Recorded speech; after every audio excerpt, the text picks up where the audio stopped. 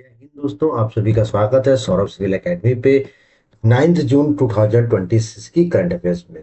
आप लोग को ये पता है कि हमारे यहाँ जो भी करंट अफेयर्स आपको पढ़ाई जाती हैं वो क्या होती हैं, बाइलिंगुअल होती है। मीन्स इंग्लिश मीडियम का विद्यार्थी हो चाहे वो हिंदी मीडियम के विद्यार्थी हो, दोनों विद्यार्थी इसको पढ़ सकते हैं। सेकेंड चीज, मैं आपको पर डे 30 एमसीक्यू कराता हूँ, 30 एमसीक्यू आपको पर डे कराता हूँ। ये जो एमसीक्यू रहते हैं वो असर रीजन के भी रहते हैं, आपके स्टेटमेंट वाइज क्वेश्चन भी रहते हैं और वन लाइनर क्वेश्चन भी रहते हैं। ये करंट अफेयर्स आप कोई भी एग्जाम दें, यूपीएससी दें, यूपीपीएससी दें, इन सभी एग्जाम के लिए ये एप्लीकेबल है। और हमारे चैनल में जो भी चीज़ें मैं आपको पढ़ा रहा हूँ, चाहे वो हिंदी हो, हिंदी के साथ साथ मैं आपको पत्र लेखन श्रृंखला पढ़ा रहा हूँ, पत्र लेखन श्रृंखला के साथ मैं आपको यूपी स्पेशल पढ़ा रहा हूँ। ये सारी चीज़ें हमारे यहाँ सीक्वेंस चल रही है और कंटिन्यूअस चलेंगी। ऐसा नहीं कि मैं कोई भी चीज़ लैग बिहाइंड कर दूं या कुछ बीच में टॉपिक छोड़, सारी चीज़ मैं आपको टॉपिक वाइज पढ़ाऊंगा और ख़त्म कराऊंगा। और ऐसे आगे भी जो चैप्टर्स मैं पढ़ाऊंगा, जो सब्जेक्ट में पढ़ाऊंगा, वो पूरा सीक्वेंस से पढ़ाऊंगा, ए टू जेड पढ़ाऊंगा। स्टार्ट करते हैं 9 जून 2026 के current affair. Seventh regional meteorological centre in Jammu. अभी भी क्या हुआ है, 5 जून, 5 जून को पता है आपको क्या था, विश्व पर्यावरण दिवस था। विश्व पर्यावरण दिवस सेलिब्रेट किया गया है। विश्व पर्यावरण दिवस के उपलक्ष्य में जम्मू कश्मीर में एक 7वां रीजनल मेट्रोलॉजिकल सेंटर मतलब 7वां क्षेत्रीय मौसम विज्ञान केंद्र स्थापित किया गया है। इसकी स्थापना में उद्घाटन किसने किया है, डॉक्टर जितेंद्र सिंह। डॉक्टर जितेंद्र सिंह ने इसकी क्या की, स्थापना की है। डॉक्टर जितेंद्र सिंह किस पोस्ट पर हैं, डॉक्टर जितेंद्र सिंह जी जो हैं वो भारत के मौसम विज्ञान, मतलब ये साइंस टेक मंत्री हैं, ये भारत के क्या है, विज्ञान मंत्री हैं, साइंस एंड टेक्नोलॉजी के मिनिस्टर हैं। इनके द्वारा ही मौसम विज्ञान विभाग के 7वें रीजनल सेंटर का उद्घाटन किया गया है। और ये जो सेंटर बना है किस किस एरिया कवर करेगा, जम्मू कश्मीर को कवर करेगा, लद्दाख को कवर करेगा और हिमाचल प्रदेश को क्या करेगा, कवर करेगा। मतलब ये तीन, एक जम्मू कश्मीर यूटी हो गई, एक आपकी लद्दाख यूटी हो गई, एक आपकी हिमाचल प्रदेश हो गई। मतलब 3 जगहों को ये क्या करेगा, कवर करेगा। साथ ही साथ इसका जो फोकस रहेगा, इसका मुख्य उद्देश्य पहाड़ी आपदाओं में अचानक वाली बाढ़ और बादल फटने की चेतावनी देना है। मतलब इसको क्यों स्टैब्लिश किया गया है, for to aware of natural calamities.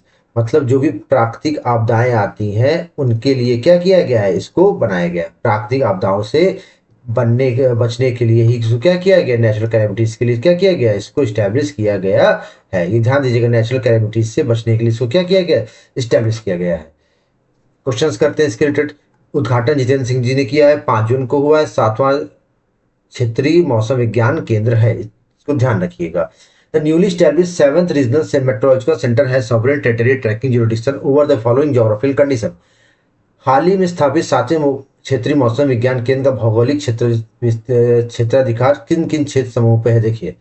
Jammu Kashmir Ladakh Punjab गलत हो गया, जम्मू कश्मीर हिमाचल प्रदेश उत्तराखंड ये भी गलत हो गया, जम्मू कश्मीर लद्दाख हिमाचल ये सही है, सी आपका सही है, जम्मू कश्मीर लद्दाख और हिमाचल 3 जगह है। Consider the following statement regarding the regional meteorological centre in India. Bharat में क्षेत्रीय मौसम विज्ञान केंद्रों के संबंध में लिखित कथनों पर विचार कीजिए। Recently establish unit in Jammu in 7th operation RMC in the country, 7वां है, बिल्कुल सही बात है। It is a core micro level mandate centre for natural disaster warning system and high altitude weather surveillance, ये भी सही है। क्या कह रहा है, जम्मू में हाल ही स्थापित इकाई देश का 7वां परिचालन आरएमसी है, रीजनल मेट्रोलॉजिकल सेंटर आरएमसी। इसका मुख्य सूक्ष्म स्तरीय प्रादेशिक प्राकृतिक आपदा चेतावनी प्रणाली और उच्च वाले मौसम निगरानी क्षेत्र पर मतलब कि जो उच्च ऊंचाई वाले क्षेत्र है, उच्च ऊंचाई वाले जो क्षेत्र है उनकी मौसम निगरानी करना ही इसका एम है। तो क्या हो गया, ए सही, आर से दोनों से क्या है, एक्सप्लेनेशन भी है, ठीक, दोनों सही हो गया। असरसंजन करते हैं, setup of 7 RMC Jammu Kashmir crucial for the ecological risk management of the western Himalaya. Jammu में 7वें आरएमसी की स्थापना पश्चिमी हिमालय के पारिस्थितिक जोखिम प्रबंधन के लिए अत्यंत महत्वपूर्ण है, बिल्कुल सही बात है, अत्यंत महत्वपूर्ण है। क्योंकि high fidelity real time surveillance help mitigate localise risk such as flash flood and cloud burst. क्योंकि वास्तविक समय की मौसम निगरानी प्रणाली अचानक आने वाली बाढ़ बादल फटने जैसी जोखिम को कम करने में मदद करती है, इसलिए तो किया गया है। ये बात बिल्कुल सही है। नेक्स्ट कर देखिए, ये जो भी करंट अफेयर्स आपको पढ़ाए बहुत ऑथेंटिक करंट अफेयर्स में पढ़ाता हूँ, आपको बिल्कुल सही पढ़ाता हूँ। वहाँ बाई चांस कोई गलती हो सकती है वो अलग है, इसके लिए मैं आपसे क्षमा चाहूंगा, लेकिन जहां तक है गलतियां नहीं होंगी बिल्कुल भी। Political leadership transition in south Korea. अभी अभी क्या हुआ है कि साउथ कोरिया में क्या हुआ है, राजनीतिक परिवर्तन हुआ है। Hang Su taking office as the second female prime minister of South Korea. Hang Sang Su को दक्षिण कोरिया के इतिहास में दूसरी महिला प्रधानमंत्री के रूप में स्थापित किया गया है। मतलब ये दूसरी महिला प्रधानमंत्री हैं जो साउथ कोरिया और दक्षिण कोरिया की बनी है। The transition take place under the active presidency of Lee Jung Jung.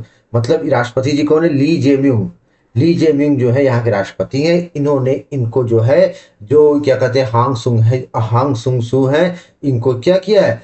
महिला प्रधानमंत्री के रूप में नियुक्त किया है। दक्षिण कोरिया का विधायी ढांचा एक सदनी नेशनल असेंबली द्वारा संचालित होता है। मतलब यहाँ की जो असेंबली कैसे? यूनिकैमरल। यूनिकैमरल मतलब कि जहाँ एक सदनी विधानसभा हो। जैसे हमारे भारत देश में क्या है? बाईकैमरल है, एलएस है और एक क्या है? आरएस है। तो हमारे यहाँ दो है, यहाँ पर क्या है? एक सदनी है। Hingsu is globally recognised elite domain expert in AI. मतलब हिंगसू की वैश्विक स्तर पर एआई के विशेषज्ञ के रूप में जाना जाता है। मतलब जो प्रधानमंत्री बने हैं ये क्या है? एआई विशेषज्ञ है। क्या है? एआई विशेषज्ञ है। Next, who among was the appointed second female prime minister of South Korea in 2026। 2026 में साउथ कोरिया का प्रधानमंत्री किसे बनाया गया है? हांग सिंगसू। हांग सुंगसू को बनाया गया है कि नहीं? और ली जेम्यूंग कौन है? यहाँ के राष्ट्रपति हैं। ध्यान रखिएगा। निम्नलिखित में किसे 2026 दक्षिण कोरिया की दूसरी महिला प्रधानमंत्री के रूप में नियुक्त किया गया? Hong Sungsu. Next statement question, with reference to the political configuration of South Korea in 2026, the state president executive head position is held by President Lee Jaemyung. बिल्कुल सही बात है। स्टेट राज्य के कार्यकारी प्रमुख का जो पद राष्ट्रपति विंग के पास है। बिल्कुल सही बात है। राष्ट्रपति का एग्जीक्यूटिव है, ये बात तो बिल्कुल सही है। The single chamber national assembly of the Republic is called national assembly. गणराज्य का एक सदनी विधायिका को नेशनल असेंबली कहा जाता है। क्वेश्चन इंपॉर्टेंट है। मतलब वहां की पार्लियामेंट को क्या कहते हैं? नेशनल असेंबली कहते हैं। तो सी, तो एक और दो होना चाहिए। Hang Sung-soo leadership strength to strengthen Hang Soo leadership is expected to strengthen South Korea's stance in global technology governance. She is widely recognized as a highly specialized domain expert in AI. Hong सुंग सू के नेतृत्व में वैश्विक तकनीकी प्रशासन में दक्षिण Korea की स्थिति मजबूत होने की उम्मीद है, क्योंकि उन्हें एआई के क्षेत्र में विशिष्ट विशेषज्ञता के रूप में माना जाता है। बिल्कुल सही बात है। इसलिए तो भैया एआई स्ट्रेंथ और क्योंकि उनको जाना जाता है इस चीज में। बहुत ही महत्वपूर्ण सवाल, फ्रेंच ओपन 2026। फ्रेंच ओपन अभी भी 2026 हुआ है, जिसको रोलैंड गैरोस के नाम से भी जानते हैं। कभी अगर प्रश्न आ जाए कि रोलैंड गैरोस 2026, तो भी आप क्या लिखेंगे? तो भी आप फ्रेंच ओपन ही लिखेंगे, क्योंकि फ्रेंच ओपन को ही क्या कहते हैं? रोलैंड गैरोस भी कहते हैं। इसकी स्थापना कब हुई थी? फ्रेंच ओपन की स्थापना हुई थी 1891 में। Represent the premier clay court glass slam. मतलब ये किसमें होता है? ये क्ले कोर्ट ग्लैस स्लैम है। ये किस पे होता है? मिट्टी के मैदान पे ही खेले जाने वाली मुख्य ग्रैंड स्लैम प्रतियोगिता है। मतलब ये मिट्टी में खेली जाती है। अभी अभी क्या हुआ है कि अलेक्जेंडर ज्वेरेव ने पुरुष एकल वर्ग में कैरियर का पहला ग्रैंड स्लैम खिताब जीता है। बहुत महत्वपूर्ण है। इन्होंने अलेक्जेंडर ज्वेरेव जो है, ये जर्मनी के रहने वाले हैं। इन्होंने अपने खेल कैरियर का पहला ग्रैंड स्लैम जीता है मेन सिंगल्स कैटेगरी में। ज्वेरेव ने किसको हराया है? इटली के फियाबो कोबोली को हरा दिया है। किसको हरा दिया है? कोबोली को इन्होंने हरा दिया है। अच्छा, अब विमेंस की बात करें तो विमेंस में कौन जीत गई? मिर्रा एंड्रेवा जो है रशिया की है, ये जीत गई है ट्रॉफी। मतलब महिला एकल वर्ग में रूस की मीरा एंड्रेवा जो है जीत गई है। ये भी याद रखिएगा। महिला वर्ग में कौन जीती है? रूस की Mirra Andreeva. Who among the following clinches the men's single grand slam title at the French Open 2026। निम्नलिखित में किसे फ्रेंच ओपन 2026 में पुरुष एकल ग्रैंड स्लैम का खिताब जीता है? किसने जीता है? अलेक्जेंडर ज्वेरेव ने जीता है।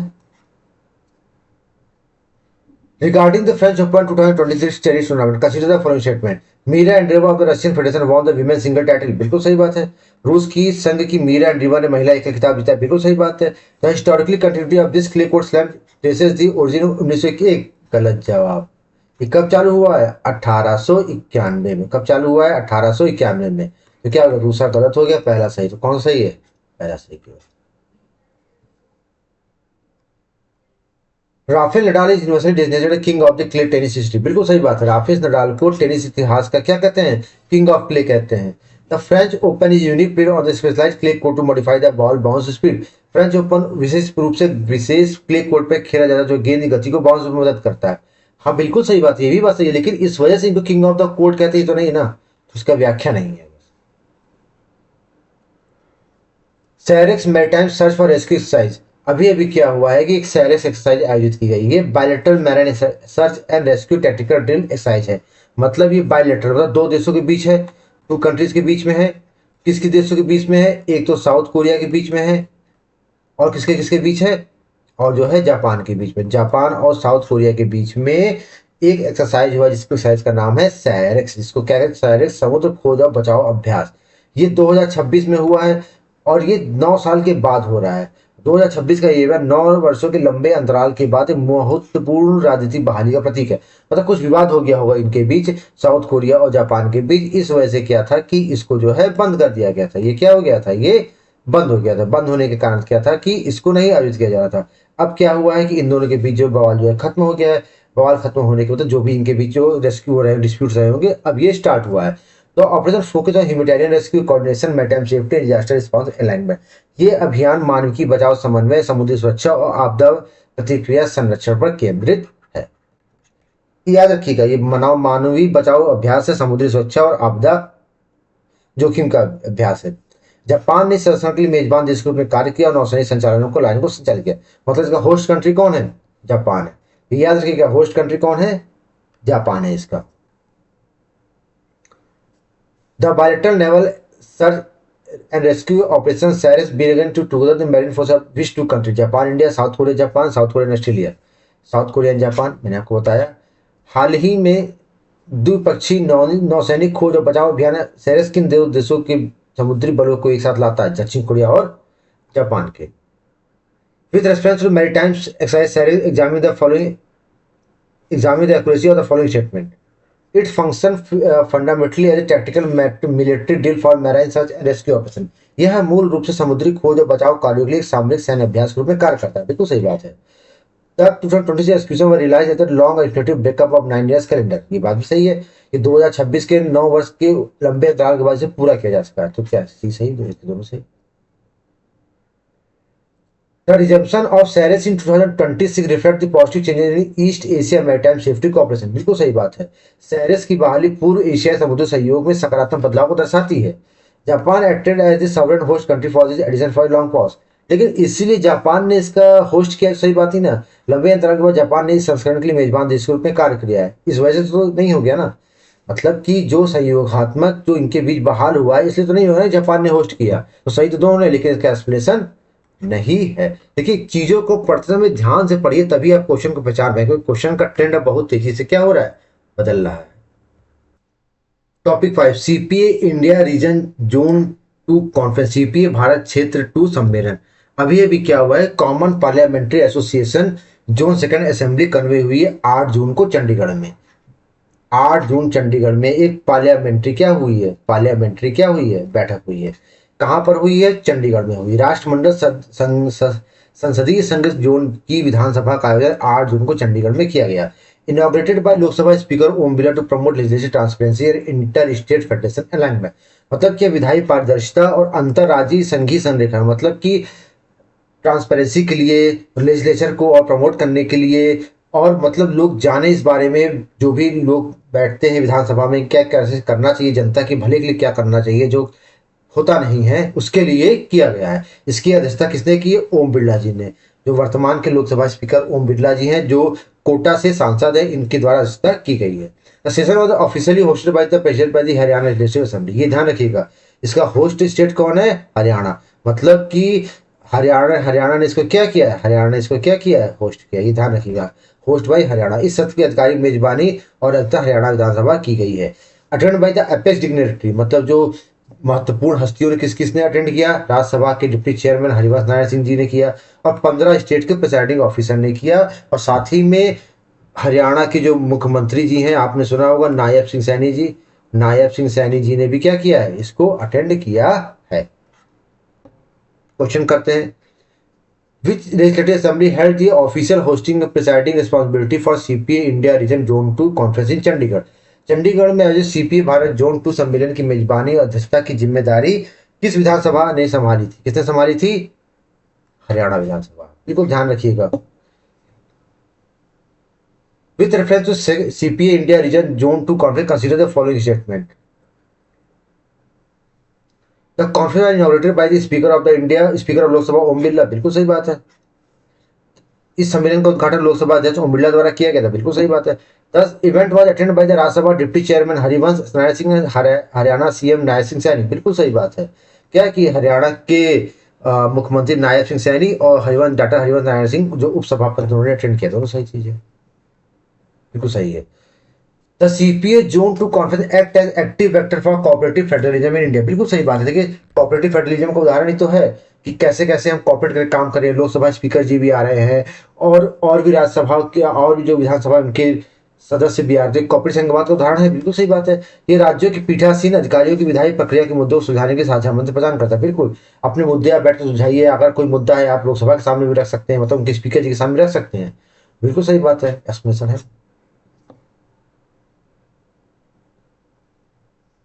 तो सैफ विमेन चैंपियनशिप 2026, अभी अभी क्या है कि साउथ एशिया फेडरेशन महिला चैंपियनशिप आयोजित की गई 2026। ठीक, ये आयोजित की गई, ये कहाँ पर आयोजित की गई, ये होस्ट किसने किया, जवाहरलाल नेहरू स्टेडियम में फतोड़ा गोवा। देखिए कभी कभी आपसे स्टेडियम भी पूछ सकता है कि किस स्टेडियम पे आयोजित किया गया था, इसलिए आप ये याद रखिए कि किस स्टेडियम पे भी इसको आयोजित किया गया था। तो इस प्रतिष्ठित टूर्नामेंट की मेजबानी जवाहरलाल नेहरू स्टेडियम फतोड़ा द्वारा की गई थी। भारतीय राष्ट्रीय महिला फुटबॉल टीम जिसको बुल टाइग्रेस कहा जाता है ने शीर्ष स्थान हासिल किया। मतलब कि इसको इसका विजेता कौन है, इसका विजेता कौन है, इंडिया टीम है। इंडिया की टीम को जिसको क्या कहते हैं, ब्लू टिग्रेस बोलते हैं। क्या बोलते हैं, ब्लू टिग्रेस बोलते हैं। ये इसकी क्या है, ये इसकी विजेता है, ध्यान रखिएगा। The Indian national historic 3-1 victory against the Bangladesh in high intensity tactical final. मतलब इसमें भारत ने कितने जीत दर्ज की है, 3-1 से। भारत ने इस कड़े मुकाबले में 3-1 से ऐतिहासिक जीत दर्ज की, ये जरूर याद रखिएगा। The landmark wins represent the Indian six step title successfully ending a 7-year drought. अच्छा, भारत ने 7 साल बाद इसकी जीती है टाइटल, मतलब भारत ने 7 साल बाद इसको जीता है। पिछले साल देखिए बांग्लादेश जीता था, लास्ट ईयर लिख ली चाहिए तो। अब लास्ट ईयर कौन जीता था, लास्ट ईयर बांग्लादेश जीता था। ठीक, और भारत का ये छठा कप है, भारत ने छठी बार जीता है और 7 साल के लंबे अंतराल के बाद जीता है। Indian national women football team which recently won the SAFF championship title is popular destined by which of the following moniker है, ब्लू टिग्रेस। निम्नलिखित में से सैफ चैंपियनशिप किताब जीतने वाली भारतीय राष्ट्रीय महिला फुटबॉल टीम को निम्नलिखित किस उपनाम जाना जाता है, Blue tigress. Regarding the Saif women's championship 2026 consider following statement. Saif महिला चैंपियनशिप 2026 के संबंधित लिखित कथनों पर विचार कीजिए। The international championship match was hosted at the Jawaharlal Nehru stadium in Fatorda Gujarat, बिल्कुल सही बात है। इस अंतर्राष्ट्रीय चैंपियनशिप की मेजबानी मडगांव गोवा जवाहरलाल नेहरू स्टेडियम ने द्वारा की गई थी, बिल्कुल सही बात है।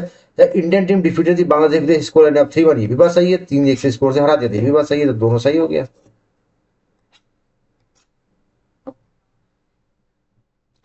अच्छा सही है।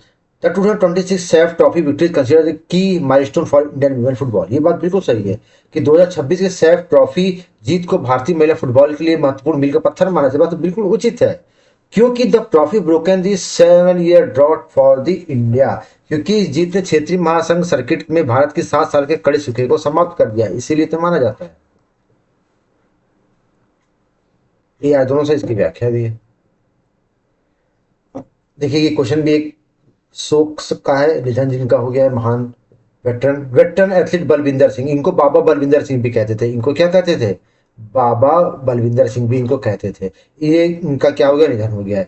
Legendary Indian shot put athlete elite Arjuna awardee Balwinder Singh pass away. दिग्गज भारतीय शॉटपुट गोला फेंक, शॉटपुट समझते हैं ना, गोला गेंद होती है जिसको हम लोग फेंकते हैं, ने अर्जुन विकेट और अर्जुन पुरस्कार विजेता बलविंदर सिंह धालीवाल का निधन हो गया है। हिज इंटरनेशनल करियर पीड with bronze medal at 1982 new Delhi Asian game. अच्छा देखिए 1982 में जो एशियन गेम हुए थे उसमें इन्होंने ब्रॉन्ज मेडल जीता था, न्यू दिल्ली एशियन गेम। मतलब इसका होस्ट कौन था, इसका होस्ट कौन था, भारत था। ये याद रखिएगा कि होस्ट कंट्री कौन था, भारत। लिखा ना न्यू दिल्ली एशियन गेम। तो इस अंतर्राष्ट्रीय कैरियर का शिखर 1982 के नई दिल्ली एशियन गेम में कांस्य पदक जीतने से हुआ था। Dhaliwal dominant national force holding the title of national champion 10 time. मतलब धालीवाल एक मजबूत राष्ट्रीय धाक रखते थे जिन्होंने रिकॉर्ड 10 बार नेशनल चैंपियनशिप खिताब जीता था। मतलब इन्होंने कितनी बार खिताब जीता, 10 बार। मतलब बहुत महान खिलाड़ी थे ये। इनको जो है 1983 में इनको राजा रणजीत सिंह अवार्ड मिला और 1987 में इनको अर्जुन अवार्ड मिला। उन्हें 1983 में रणजीत सिंह पुरस्कार मिला और 1987 में इन्हें अर्जुन पुरस्कार सम्मानित किया गया है और इनका क्या हो गया, निधन हो गया है। Balwinder Singh recently pass away recently was associated with sport. हाल ही में दिवंगत हुए बलविंदर सिंह धालीवाल संबंध किस खेल स्पर्धा से है, गोला फेंक, shot put. Consider the following statement regarding Balwinder Singh Dhaliwal. He secured international bronze medal for India in 1982 Asian game. उन्होंने 1982 के नई दिल्ली एशियाई खेलों में भारत के लिए अंतर्राष्ट्रीय कांस्य पदक जीता था। बिल्कुल सही बात है। He was conferred with national Arjun award in 1987। ये बात सही है। उन्होंने वर्ष 1987 में राष्ट्रीय अर्जुन पुरस्कार सम्मानित किया गया था। बात बिल्कुल सही है। Balwinder Singh Dhalwal maintain absolute dominance in Indian shot put for a decade. बिल्कुल सही बात। 10 साल जो आदमी लगातार जीतेगा वो डिकेड रखेगा ही रखेगा। ठीक। नेक्स्ट क्या कह रहा है? He successfully secured a title of national champion in record 10 time during his career. उन्होंने अपने कैरियर खिताब में 10 बार नेशनल चैंपियनशिप खिताब जीता, इसीलिए तो भैया इन्होंने नंबर वर्चस्व बनाए रखा। तो ए सही, आर सही, इसका क्या हो गया? Topic 8, Barton award for excellence in cartooning. Cartooning के उत्कृष्टता के लिए बार्टन पुरस्कार दिया गया। देखिए अभी अभी क्या हुआ है कि मीडिया जगत का एक अवार्ड है जिसको बार्टन अवार्ड कहते हैं। ये जो जर्नलिज्म में कार्टून आते हैं, जैसे मान लिया आप लोग देखते होंगे कि जो पेपर आते हैं, अखबार आते हैं, में कार्टून बना रहता है, तो कार्टून में जो सबसे अच्छे कार्टून रिप्रेजेंट करता है, अपने कार्टून के माध्यम से अपनी बात कह लेता है, उसके लिए अवार्ड क्या है? दिया जाता है। तो अभी अभी क्या हुआ है कि ये हाईएस्ट अवार्ड जो है सुभानी शेख जी को क्या हुआ है? सुभानी शेख जी को ये अवार्ड क्या है? दिया गया हुआ है। Veteran senior cartoon editor of Deccan Chronicle. Deccan Chronicle के ये वेटरन कार्टून एडिटर है, इनको ये पुरस्कार जो है, अवार्ड जो है दिया गया। देखिए मीडिया तो हमारे देश की अच्छी है, 157 रैंक लेके आ रही है मीडिया का, हमारा वैश्विक स्तर में मीडिया रैंकिंग 57 है। सोचिए कार्टून बना रहे हैं। ठीक है, कार्टून में चलिए, हमको तो करंट अफेयर से मतलब है। सुभानी शेख जी को क्या है कि डेक्कन क्रॉनिकल के एडिटर है, इनको क्या दिया गया है? एक अवार्ड दिया गया है, जिस अवार्ड का नाम है Barton award. The presentation ceremony में 13 मार्च। अच्छा 13 जून को क्या होगा कि एक समारोह में इनको दिया जाएगा, क्योंकि इंडियन इंस्टीट्यूट ऑफ कार्टूनिस्ट का हेडक्वार्टर बेंगलुरु में है और इस दिन इसकी क्या स्थापना दिवस है। मतलब आईआईसी के स्थापना दिवस जो 13 जून को है, अवसर पर सुभानी शेख जी को बार्टन अवार्ड दिया जाएगा बेंगलुरु में। ठीक, चलिए नेक्स्ट करते हैं इसका। Subhani Shaikh was conferred with the Barton award by excellence cartoon 2026 the senior cartoon editor of which media publication? Deccan Chronicle. Barton पुरस्कार 2026 सम्मानित सुभानी शेख किस मीडिया प्रकाशन के वरिष्ठ कार्टूनिस्ट संपादक है? किस मीडिया के संपादक के हैं? डेक्कन क्रॉनिकल के। Regarding the Barton Award 2026, evaluate the validity of the following statement. The recipient of the honor is the veteran cartoon journalist Subhani Sheikh. सही बात है। The event organized at the Foundation University of the IIC in Bengaluru। बात भी बिल्कुल सही है। इस सम्मान के प्राप्तकर्ता अनुभवी कार्टून पत्रकार सुभानी शेख है और इस कार्यक्रम का आयोजन बेंगलुरु में इंडियन इंस्टीट्यूट ऑफ कार्टून द्वारा किया जाएगा। बिल्कुल सही बात है, बिल्कुल सही है। तो Barton was highly respected in top prize in Indian cartoon journalism. बिल्कुल सही बात है। बार्टन पुरस्कार जो है भारतीय कार्टून पत्रकारिता का शीर्ष पुरस्कार है, क्योंकि इसको officially present by Indian institute of cartoonist during the foundation day. ये आधिकारिक तौर पर इंडियन इंस्टीट्यूट ऑफ कार्टूनिस्ट द्वारा अपने स्थापना दिवस पर प्रस्तुतिकरण किया जाता है।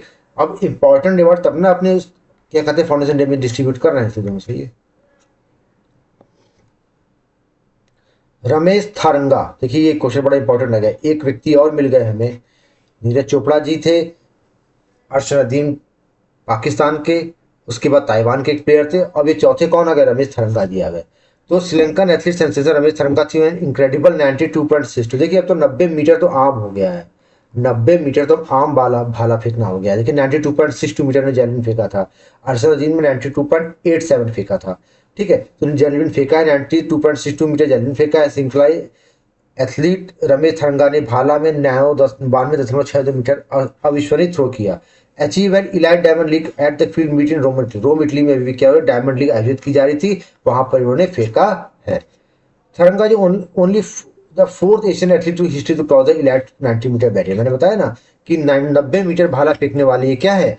एक चौथे एशिया। मैंने बताया नीरज चोपड़ा जी हो गए, अर्शद नदीम हो गए, एक ताइवान के, और एक ये थारंगा जी है। He also made a versatile sport profile active domestic fast bowling cricket। देखिए ये क्रिकेट के भी बहुमुखी खेल है और इस मतलब बहुमुखी खेल प्रोफाइल रखते हैं अपनी, और ये एक फास्ट बॉलर भी है। At which international sport meet Sri Lanka Ramesh Tharanga throw historic 92.62 metre javelin mark? किसमें किया? डायमंड लीग रोम पे हो रहे, रोम की क्या? इटली। श्रीलंका के रमेश थारंगा ने किस अंतरराष्ट्रीय खेल प्रतियोगिता में ऐतिहासिक 92.62 मीटर का भाला फेंकने का रिकॉर्ड बनाया है? Diamond league at Rome Diamond League. ठीक है ना, Rome Diamond League. Consider following statement regarding the record breakup sport achieved by Ramesh Tharanga. He is the fourth Asian athlete in sport to cross the 90 metre barrier in the javelin throw. बिल्कुल सही बात है। वह भाला फेंक स्पर्धा में इतिहास में 90 मीटर की बाधा को पार करने चौथी एथलीट। बिल्कुल सही बात है, ऐसे एथलीट है। He mated a unique football dual profile by playing a fast ball domestic cricket. वो घरेलू क्रिकेट में तेज गेंदबाज के रूप में खेलकर एक अनूठा द्वारा प्रदर्शन की प्रोफाइल रखते हैं। बिल्कुल सही बात है भाई, बॉलर भी हैं और जेवलिन तो भैया अच्छा फेंक ही रहे हैं 92 metre. Ramesh Tharanga athlete performance Rome major milestone for South Asian athlete. बिल्कुल सही बात है। रोम में रमूज रुमेश थरंगा का एथलेटिक प्रदर्शन दक्षिण एशियाई एथलीट के लिए बड़ा मील का पत्थर है। बिल्कुल, क्यों? क्योंकि भाला फेंक में 90 मीटर की दूरी को पार करने की उपलब्धि उनसे पहले केवल 3 एशियाई एथलीटों द्वारा ही हासिल की गई है, इसलिए तो भैया महत्वपूर्ण है ये थरंगा जी। दोनों सही हो गया और क्या आपका। आज का टॉपिक का last question, world ocean day 2026, विश्व महासागर दिवस 2026। अभी अभी हाल ही में क्या हुआ है, विश्व महासागर दिवस 2026 सेलिब्रेट किया गया है। World ocean day was celebrated internationally on June 8 to drive marine protection. मतलब कि महासागर दिवस क्यों मनाया गया है? समुद्री संरक्षण को बढ़ावा देने के लिए 8 जून को विश्व महासागर दिवस सेलिब्रेट किया गया है। इसकी थीम क्या है? इसकी थीम है री इमेजिन। मतलब वैश्विक विषय क्या है? री इमेजिन। थीम याद रखिएगा, पर्यावरण अभियानों को निश्चित करने के लिए इसकी जो थीम है वो क्या है? री इमेजिन। मतलब फिर से करिए, कोशिश करिए, इमेजिन करिए कितना अच्छा हमारा था, समुद्र था, मछलियां थी, जीव जंतु सब कुछ थे। The cabinet campaign target policy reform micro plastic minimisation marine habitat protection. इसका नीतिगत सुधार करना क्या है कि माइक्रो प्लास्टिक को रोकना, समुद्री आवासों का संरक्षण करना, इन पे क्या है ये केंद्रित है। The day align the global ecological network support the sustainable support UN United nation sustainable development goal 14। ये बात बड़ी इंपॉर्टेंट है। ये कौन सा है? मेरिन का एसडीजी 14 है। एसडीजी कौन सा है? 14। देखिए मैं जो भी करंट अफेयर आपको बता रहा हूँ ना, ये ऐसे करंट अफेयर बता रहा हूँ कि जो होने चाहिए। देखिए इस एसडीजी आ गया, ठीक, उसके बाद 8 जून को बनाया गया। ये क्या कार्य कर रहा है? मतलब जिस तरह से भी आपसे क्वेश्चन पूछे आप क्वेश्चन अवश्य कर लेंगे। वन क्वेश्चन करते हैं। What was the official international designated theme chosen for the World Ocean Day 2026 Environmental Campaign? विश्व महासागर दिवस 2026 के पर्यावरण अभियानों के लिए चुना गया आधिकारिक विषय क्या है था? री इमेजिन। क्या था? री इमेजिन। विषय क्या था? री imagine. With reference to global tracking on World Ocean Day 2026, consider the following statement. The day observed internationally on June 8 every year। बात बिल्कुल सही है। It is representation direct along with supporting United Nations SDG 4 below water, life below water कहता है ना SDG 14। ये प्रतिवर्ष 8 जून को अंतर्राष्ट्रीय स्तर पर मनाया जाता है। इसका कार्यान्वयन ढांचा सीधे तौर पर संयुक्त राष्ट्र के एसडीजी 14 समर्थन से जुड़ा है। बिल्कुल सही बात है। देखिए चीजों को जब आप 3 डायमेंशनली पढ़ेंगे तभी आजकल सिलेक्शन ले पाएंगे, क्योंकि आजकल की दौर में कंपटीशन बहुत ज्यादा टफ हो गया है। असर reason world ocean day campaign in phase reducing the microplastic in marine ecosystem. बिल्कुल सही बात है। विश्व महासागर दिवस अभियान समुद्री पारिस्थितिकी प्रणालियों में माइक्रोप्लास्टिक कम करने विषय जोर देता है। बिल्कुल सही बात है। ये क्या बोलता है कि कम से कम माइक्रोप्लास्टिक का इस्तेमाल करें, कम से कम पर्यावरण को हानि पहुंचाए। Marine pollution directly break the biological food chain affecting the food security under SDG goal. बिल्कुल सही बात है। मैरीन पॉल्यूशन से क्या होगा? जो भी जीव जंतु रहते हैं समुद्र के अंदर रहते हैं, खाद्य श्रृंखला डिस्टर्ब होती है, और खाद्य श्रृंखला डिस्टर्ब होने से क्या होता है कि एसडीजी 14 प्रभावित होता है, जो कि क्या है? Marine under water. तो ए सही, दोनों सही। तो इस तरह हमने 10 टॉपिक कंप्लीट किए। अच्छा एक चीज ध्यान दीजिएगा कि बहुत जल्द ही विषय चालू होने वाला है। एक तो ऐसे चालू होने वाला है आपका, ऐसे के बाद मैं इतिहास का कोई विषय ले लूंगा, चाहे वो आपको मॉडर्न पढ़ाऊं चाहे एंशिएंट। मॉडर्न या एंशिएंट में कोई एक विषय मैं आपको पढ़ाऊंगा, और जो पढ़ाऊंगा आपको बिल्कुल टू द पॉइंट पढ़ाऊंगा। और मैं बहुत जल्दी पीवाईक्यू सीरीज चालू करने वाला हूँ। पीवाईक्यू सीरीज मैं बहुत जल्दी स्टार्ट करने वाला हूँ, जिसमें आपको मैं सारे पीवाईक्यू थोड़ी एक्सप्लेन करूंगा, जिससे आपकी आने वाली परीक्षाओं में सारे पीवाईक्यू क्या हो जाएंगे? रिवाइज हो जाएंगे। ठीक है, चलिए फिर इसी के साथ करंट अफेयर्स के सेशन को आज खत्म करते हैं। उम्मीद करते हैं आपको लेक्चर पसंद आया होगा। वीडियो अच्छी लगी तो उसको लाइक करिएगा, चैनल को सब्सक्राइब करिएगा। ठीक है, तब तक के लिए जय हिंद, जय भारत।